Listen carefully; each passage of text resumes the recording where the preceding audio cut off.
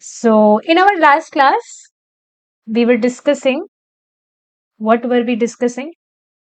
That Krishna, Lord Krishna, he manifests himself in different incarnations for performing different leelas. So, Lord Krishna, the Supreme Personality of Godhead, who is the original form,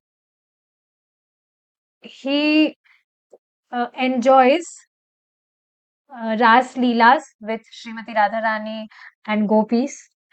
And Lord Krishna manifests himself, expands himself as Balram, Lord Balram.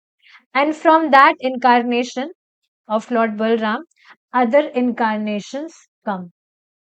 So, like this, Krishna, Lord Krishna, manifest himself, expand himself in different incarnations for performing different leelas. But we should understand this thing that the incarnations of Krishna are non-different from Krishna. It's Krishna only. It's not like that some incarnation are less potent or some incarnation of Krishna are more potent. No, it's not like that. It's the only difference is uh, the rasa. Difference is of rasa. So Lord Krishna, Golok Bihari Lord Krishna, who plays flute, the incarnation of Narsingadev, when Krishna incarnates himself as Narsingadev, then he do not plays flute in that incarnation or in incarnation of Lord Vishnu. It's not like that Lord Vishnu is not potent to play a flute, but he will not play flute because there is a difference of rasa. All right. So now moving forward, today we will discuss many shlokas. Let's see. In the 10th chapter, okay, let me read these last lines again. This is not difficult to understand if we know the nature of Krishna's expansions. Krishna is God and Krishna can do anything. Krishna is the same and he is the one without a second, but he can expand himself in billions and trillions of forms. Now you think, can any ordinary man do such things? Can he expand himself in different incarnations like this in different forms? Uh, in morning class only, Srimad Bhagavatam, no, not Srimad Bhagavatam, Bhagavad Gita, we are discussing, Prabhuji is discussing in the class about the Virat Roop of Krishna. That how Krishna is changing his forms within a second. But it is not possible for an ordinary man to do such things. Even you will think if he has to, Prabhuji was giving example of one drama that in that drama devotees were performing Krishna Leela. They were doing drama. So there was one Mataji who was at first, she took form of Mata Devki. And then after few minutes, that same Mataji became Putna. So even you will see if in drama also any person, if he is changing any role, for that also that person will need some time if he will change his dressing and all, different makeup and all. But here Krishna, he expands himself within a second, not even seconds. He can expand himself in billion and trillions of forms. This is all for the purpose of his enjoyment.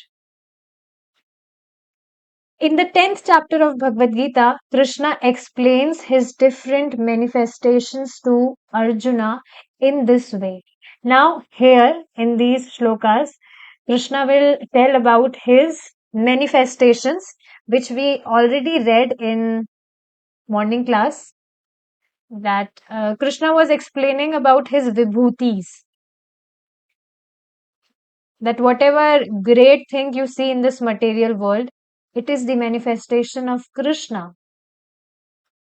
So we'll try to recite the shloka.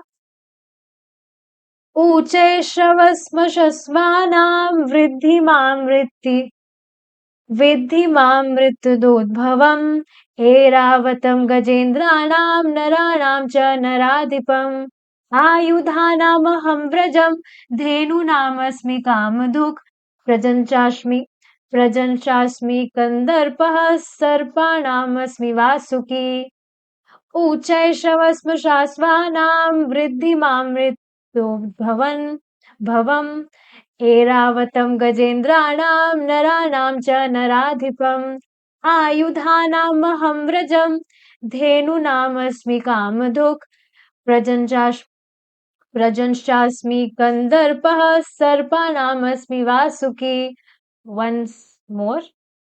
ऊचैश्रवस्मशस्वानां वृद्धि मां मृत्युद्भवम् एरावतं गजेन्द्राणां नाराणां च नराधिपम् आयुधानामहं व्रजं धेनूनामस्मि कामधुक् प्रजञ्चास्मि कन्दर्पः सर्पाणामस्मि Vasuki. Okay. Of horses know me to be Uchashva, who rose out of the ocean. So you will see in Amrit Mahotsav when many amazing things, like many different valuable things were coming from the ocean. It was like coming out from the ocean at the time of Amrit Mahotsav. So there one horse came, that is Ucheshva. So that is the manifestation of Krishna, born of the elixir of immorality. Immortality means that any person, the devotees who are raising kids for uh, for the purpose of making that child devotee of Krishna. So that activity is also Krishna. This is quite amazing. So now one should understand this thing, that this relationship of marriage, it's not like that it is something inferior. If Krishna is in the center, then it is superior. That relationship is actually superior because Krishna is in the in center. Krishna is in the consciousness. So even the devotees who are raising kids, keeping in their minds that their ultimate motive is to make that kid devotee of Krishna, then that is also Krishna, that activity. Of lordly elephants, I am Airavat. So Airavat is the, like, we should know this thing that at the time of Amrit Mahotsav, there was a pastime of Samudra Manthan, where demigods and demons, they were like, they came together for the sake of getting some benefit. So they, both demons and demigods, they did some contract, some agreement that we will do this work, you will do that work, and like this, at the last, we will distribute nectar. Like we will be consuming that nectar together. We all will be consuming it, and all the benefits that we will get, we will also be contributing that. So one thing was going to the demons, whatever was coming out from that ocean, rising out from the oceans, from the ocean, one thing was going to the demons, and one thing was going to the demigods. So this horse, it was for the demons. Lord Krishna was there and Lord Krishna was distributing. Okay, you take this, you take that.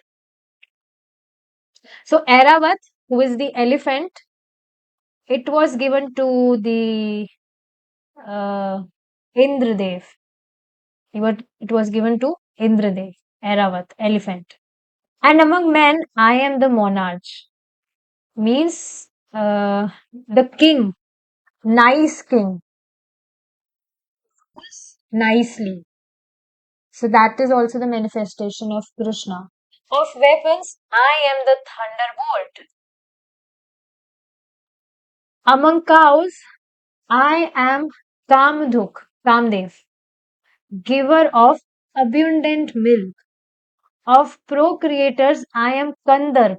Sorry, cow, not Kamdev. Kandarp is Kamdev. Among cows, I am Kamduk, who gives lots and lots of milk, like unlimited milk. And of procreators, I am Kandarp, Kamdev, the god of love. And of serpents, I am Vasuki, snake, the chief. Bhagavad Gita 10.27 and 28. So let's understand more. Let's discuss more points regarding this shloka. Very interesting shloka again. Bhagavad Gita, like all the shlokas are very interesting of Bhagavad Gita. So you will see if you are looking at any person around you who have certain qualities. That can be any person, devotees also, or any other materialistic people. If they have any certain quality, if anyone has a nice voice, he or she is they sing very nicely, or any person if he knows to cook very nice food, very delicious food, or if anyone like whatever qualities we see, any person is very humble, or any person is he's looking beautiful. This is also one thing, that this body is not beautiful, it's just illusion. But then also, whatever qualities you see in any person, we should immediately think of Krishna that time. Why? Because these opulences are like, from where these opulences are coming from? These opulences are coming from where? From Krishna. So we should immediately think of Krishna at that time. And when we are doing this, so there is no scope of any hatred or envy for any person. I know you all are very nice devotees. You don't have such feelings in your heart for anyone.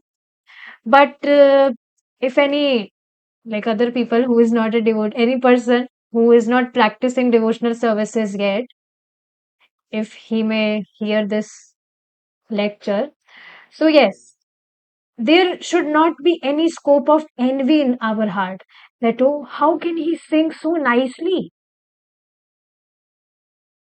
I will do something to spoil his throat. No, such thoughts should not come in our mind. Why? Because, see, if we are putting any envy in our hearts for someone, we are actually keeping envy for Krishna. Because those qualities are actually of Krishna. Today only, when I was hearing Kirtan, Hare Krishna Mahamantra Kirtan before class, so okay, I was like I'm becoming habitual of gazing at the photographs of Krishna. I don't know why. I feel some kind of connection. I just always want to put Krishna's photo near me now, whatever work I'm doing. I just want to gaze at Krishna's photographs. So when I was hearing Hare Krishna Mahamantra Kirtan, I was hearing it. So suddenly thought came in my mind that, like, I was thinking that how Krishna would speak. Means I was just thinking that tone. What would be the tone of Krishna when Krishna speaks? So this thought, I don't know, suddenly came in my mind. So immediately I thought this thing, that definitely Krishna is transcendental. Krishna's names are transcendental, so his voice is also will also be transcendental, definitely. So this immediately, I don't know why, how this thought came in my mind, that how Krishna, like, what is the tone of Krishna? I was thinking about that how Krishna speaks. I mean, I was thinking about the voice of Krishna. So, yes, are you getting this point? That if we are putting envy in our heart for any person's qualities, then we are actually putting envy for Krishna, because those qualities are actually of Krishna. See how scriptures are helping us to become more and more humble, to become more and more soft. There is no scope of any envy or hatred for anyone in this world.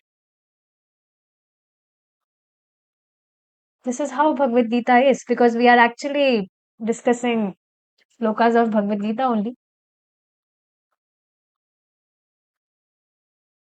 Like one more practical experience I want to share with you all. 2 days ago, when was Sunday? Sunday was yesterday. Yes. So see, yesterday it was raining. So it was raining very, like, the rain was very heavy. It was raining very heavily. So immediately this thought came in my mind, because we have already discussed, Prabhuji has already discussed this shloka. So Prabhuji was telling this thing, that now from now onwards, whatever you see around you, see it's written here, of weapons, I am the thunderbolt. So even if you see any thunderbolt,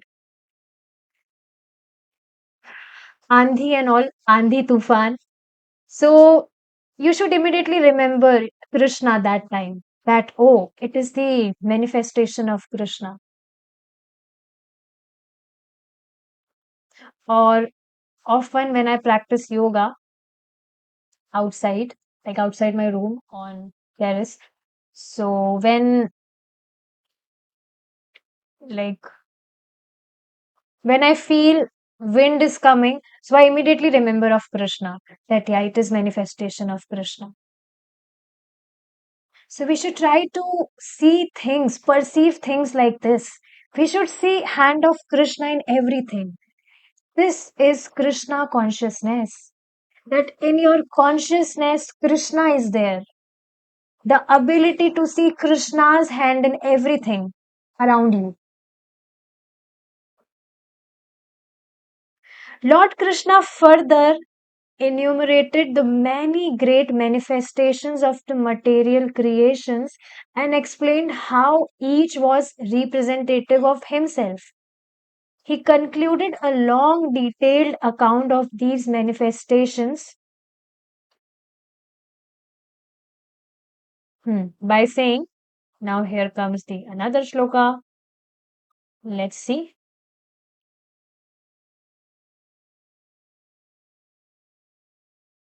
We will try to recite this. अथवा बहुनेतेन किं ज्ञातेन तवार्जुना विष्टुभ्याम् अहमिदं कृत्स्नम् एकांशेन स्थितो जगत् अथवा बहुनेतेन किं ज्ञातेन तवा अर्जुना विष्टभ्यामिदं कृत्स्नम् एकांशेन स्थितो जगत्. But what need is there, Arjuna, for all this detailed knowledge?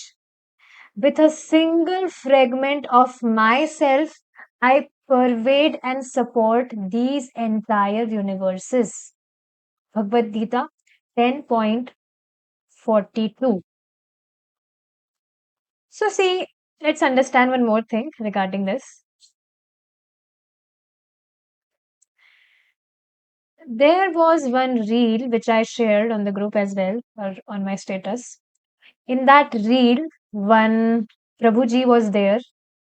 He was telling about that how Krishna was instructing Arjuna everything in 700 verses. Krishna was trying to tell him everything. But later, like Arjuna was accepting everything. But later he asked that who are you to tell me all these things? Why are you, well, means these things? So then Krishna told that I am God. So Arjuna said, oh God, there are many gods. Then Lord Krishna, there is in Gita only. I will share the references if anyone need it. I know you all know this thing. So you will see Krishna is telling in Bhagavad Gita that no, I am the only monotheistic God, and other demigods are my manifestations. They are my energies. So you will see only Lord Krishna is telling in Bhagavad Gita that he is Supreme Personality. Others are the fragmental part of Krishna. You will find like no one is telling like this in any other scripture. But Krishna is saying like this. So this is quite amazing. That if someone will ask, like Arjuna is asking, that who are you to tell me all these things? I am your God. I am God. I am your supreme father. So, what need is there, Arjuna, for all this detailed knowledge? So that one may understand that if he will grab, if he will grasp knowledge in detail, then only he will be able to devote to Krishna. He will become devotee of Krishna. Then only he will be able to surrender his life to Krishna. That I am not worshipping any ordinary man. That's why this detailed knowledge. When one will come to know the about the opulences of Lord Krishna, that how great Krishna is.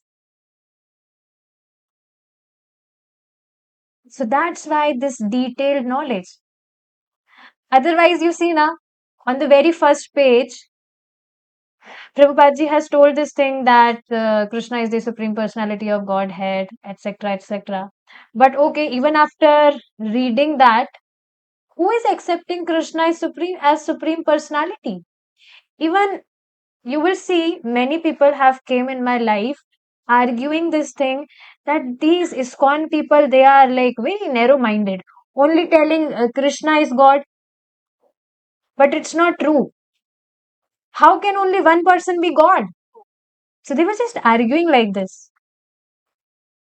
I was not like trying to convince them because I knew it that they will not hear it. I just blocked them. So yes, we should understand this thing that that's why detailed knowledge is required. That's why 700 verses. If anyone is convinced that Krishna is supreme personality and my only purpose is to satisfy him, then he will not entangle in other things. Entangle means okay, you do the needful, but it's not like that for doing the needful, like so called needful, you will skip your Shravan and Kirtan. If one is really convinced that my ultimate purpose is to only satisfy Krishna, then he will never compromise with his 16 rounds, with his katha, like Shravan. That's why it is very much important that we hear again and again and again. Because we have trained our mind from eternal time that we are the controller. We will control things by ourselves. That's why we need to hear again and again from the Shastras. Okay. Thus, this material world is existing on one plenary portion of Krishna. If Krishna didn't enter this universe, it could not exist. Similarly, unless the spirit soul, which is a fragmental portion of Krishna, enters this body cannot exist. So, you will see that in this material world, means this universe, Krishna is there. One should know this thing that Krishna is there. And same way, in this body there is spiritual spark, the soul. That's why this body is working. As soon as the spirit soul leaves, the body immediately becomes useless. When Krishna enters into matter, matter has value. This is true for the minute individual atom and the great universe as well. Now, why Prabhupada ji is telling this thing? Because you will see scientists, they are just keep on researching uh,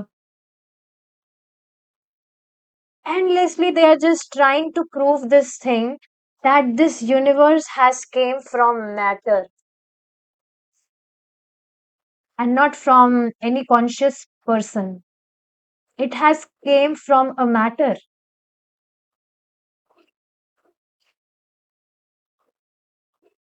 This topic is a little lengthy, so we will continue it in our next class if Krishna said. We will stop here now. Srila Prabhupada ki jai, Nitai Gaur Premanande. Hari Bol.